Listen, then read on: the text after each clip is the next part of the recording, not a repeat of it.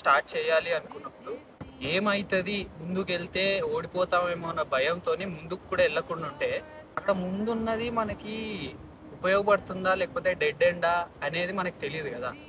ఏంటంటే నేను ఇందాక అటు బ్రిడ్జ్ వెనకాల ఒక రూట్లో వెళ్ళాను అనమాట. నాకు కొత్త కొత్త థింగ్స్, కొత్త కొత్త రూట్లు ఉరకడం చాలా ఇష్టం.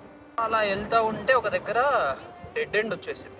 సో నాకు అప్పుడు ఏమనిపించింది అంటే అది డెడ్ ఎండ్ అవ్వగానే మళ్ళీ నేను రిటర్న్ వచ్చేసి వేరే రూట్లో వెళ్ళిపోయాను. అట్లీస్ట్ నేను అక్కడ వెళ్ళినందుకు ఇట్స్ డెడ్ ఎండ్ అని తెలిసింది. మన లైఫ్లో కూడా ఏదైనా పని చేస్తే మనం ఓడిపోతామేమో అని ముందే ఫిక్స్ అయిపోయి అక్కడ ఉండకుండా ఆగిపోకుండా ఒకసారి వెళ్ళి ఓకే ఇది మనకు అవ్వట్లేదు, this is a dead end అని చెప్పేసి మళ్ళీ మనం వేరే రూట్లో అయినా వెళ్తాం. అట్లీస్ట్ మనం పాయింట్ ఏ దగ్గరికి వెళ్ళి అది మనకు కాదన్నప్పుడు పాయింట్ బి దగ్గరికి రిటర్న్ నడుచుకుంటానే వెళ్ళిపోతాం. ఒకటే దగ్గర కూర్చుంటే రిస్క్ ఉండదు, సేఫ్గా ఉంటాం అనుకుంటే that is the biggest risk.